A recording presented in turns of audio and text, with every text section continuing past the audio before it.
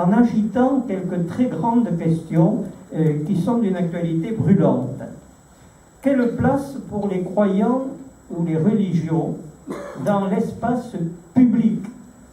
Alors, on entend beaucoup le principe qui, dans sa généralité, n'est pas faux, c'est-à-dire que les croyances concernent la sphère privée, au sens où on ne doit forcer personne à croire, ni à ne pas croire. Donc, on est bien d'accord pour cette source, disons, de la place de la religion dans la société, qui est d'abord une décision de la conscience personnelle. Et autant la législation, l'esprit de la loi, en particulier du 1905, et, même si on y a mis le temps, on va y venir, la prise de position des religions qui se sont exprimées sur cette question de la liberté religieuse, on est tous d'accord, il ne faut pas qu'il y ait de contraintes sur les consciences, ni dans un sens ni dans l'autre. Une fois qu'on a dit cela, on met donc en exergue l'exercice de la religion comme étant un droit.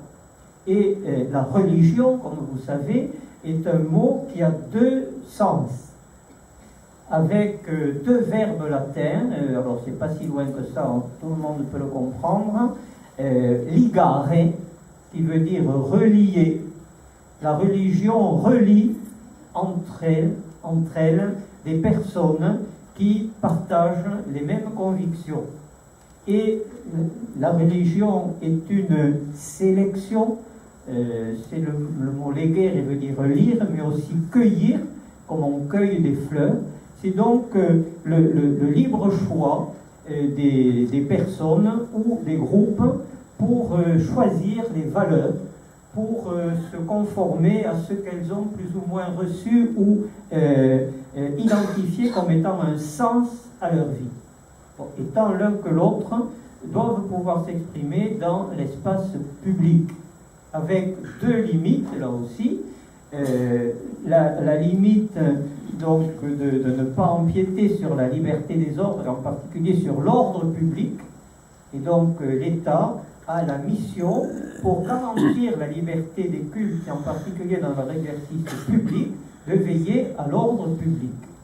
Et puis, le deuxième impact sur donc, cette place des religions, du fait religieux dans l'espace public, c'est de ne pas se priver de ce que les religions peuvent apporter au bien commun. Alors on est bien d'accord, les religions n'ont pas à prendre le pouvoir.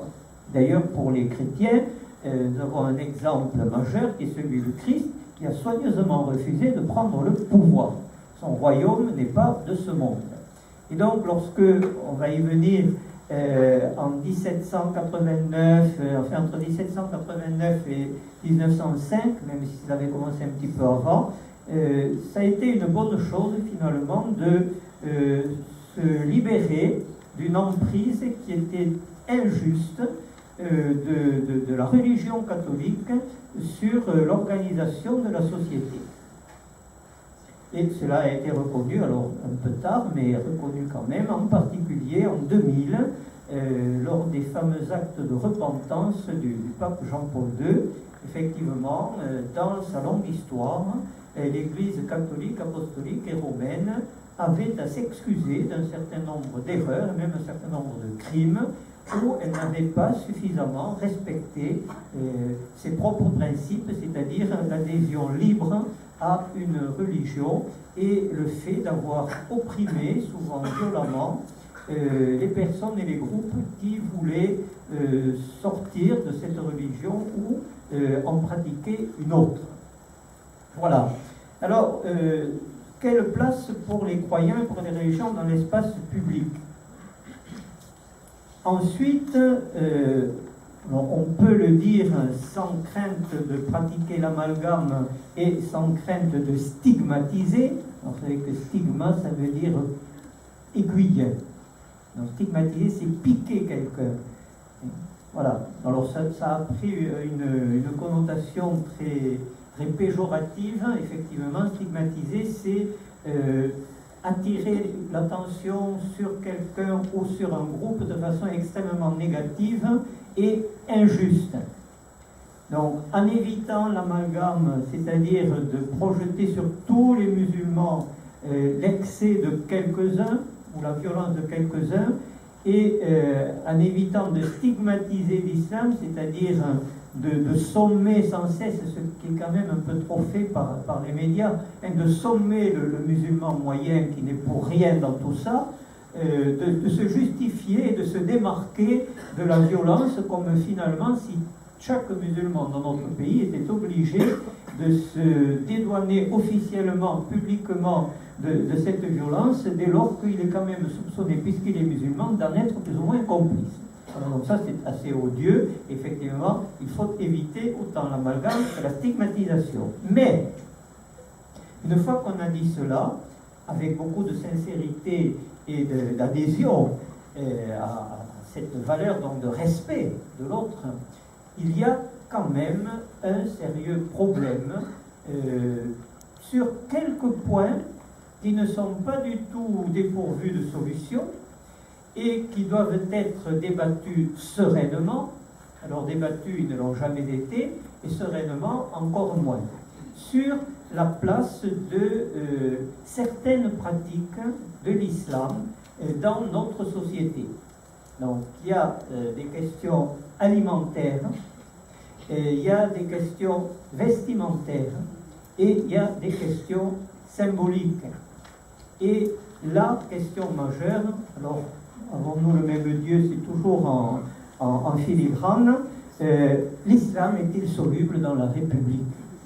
C'est-à-dire, est-il possible d'être un croyant musulman qui peut librement pratiquer son culte avec d'autres musulmans, qui peut apporter une source d'inspiration positive pour le vivre ensemble de la République française, sans imposer et en ayant la double appartenance d'abord de citoyens français et ensuite non pas de musulmans français mais de français musulmans.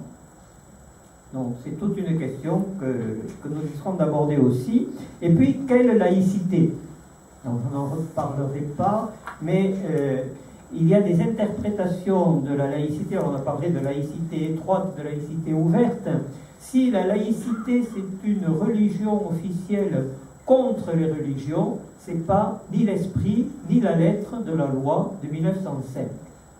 Et vous savez que la loi de 1905 a été disons, affiné par un fait extrêmement important qui est la guerre de 14, où un certain nombre de prêtres et de religieux sont souvent revenus d'exil, où la République française les avait condamnés à aller, pour rentrer sur le territoire national et pour un certain nombre donner leur vie à côté de leurs concitoyens athées, chrétiens ou musulmans, puisqu'il y a eu beaucoup de musulmans qui ont été d'Africains du Nord, qui se sont battus dans les tranchées et qui ont contribué, je crois, à prendre Berchtesgaden, dans le nid d'aigle de Hitler. Il y avait des tirailleurs sénégalais, je crois, à ce moment-là. Donc on s'est rendu compte que ce que Voltaire appelait l'infâme, écrasons l'infâme, c'est-à-dire la religion catholique, était aussi constitué d'hommes,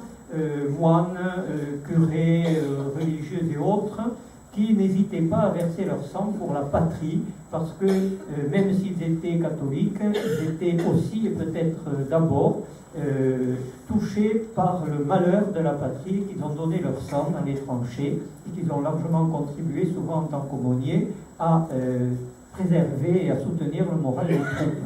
Donc, en 1918, on a un petit peu revu, non pas le texte, mais la pratique de la loi de 1905. Il y a eu beaucoup de retours de congrégations, et à partir de là, le Conseil d'État a toujours interprété, lorsqu'il y avait des conflits, la loi de 1905 dans un sens assez favorable aux communautés chrétiennes. Et tout le monde se félicite aujourd'hui de cette loi qui permet à nos églises d'être entretenues par ces véritables auteurs, puisque c'est le peuple qui a construit les églises et les cathédrales.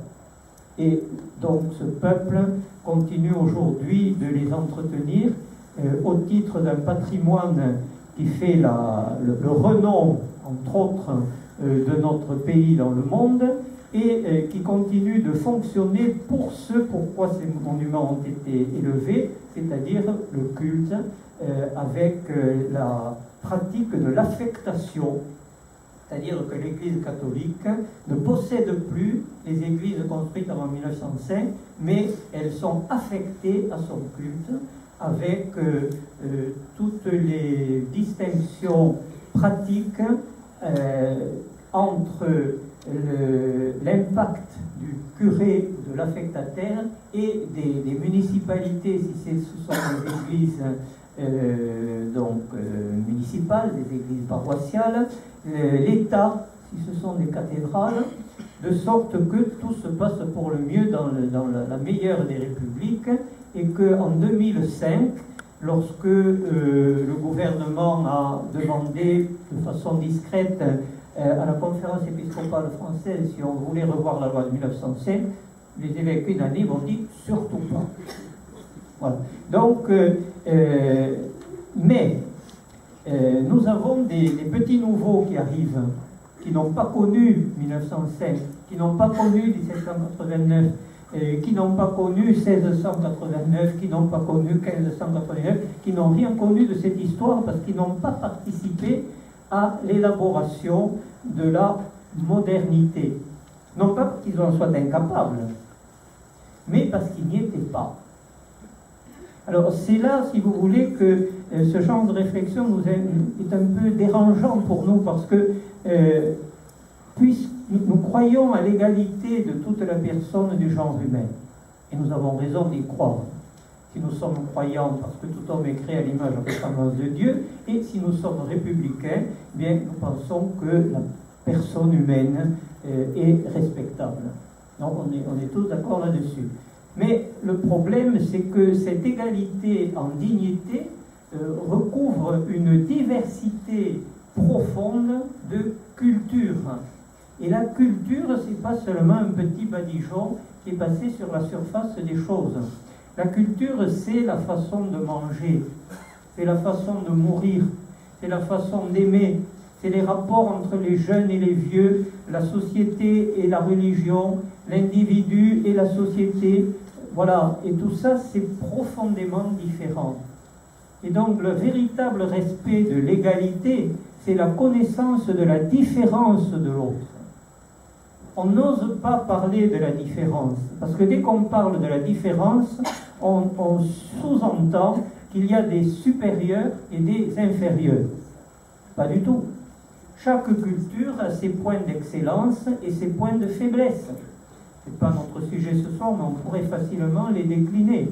Et lorsqu'un entraîneur de foot s'est fait rentrer dedans parce qu'il magnifiait les capacités physiques des joueurs d'origine africaine, ce n'est pas qu'il niait aussi leurs capacités tactiques et intellectuelles, mais il mettait en lumière ce qui était à ses yeux une des qualités de ces joueurs qu'il connaissait bien, souvent depuis l'enfance et qu'il avait entraîné, et il avait remarqué effectivement leur excellence dans la force, et d'ailleurs aussi dans l'élégance du mouvement.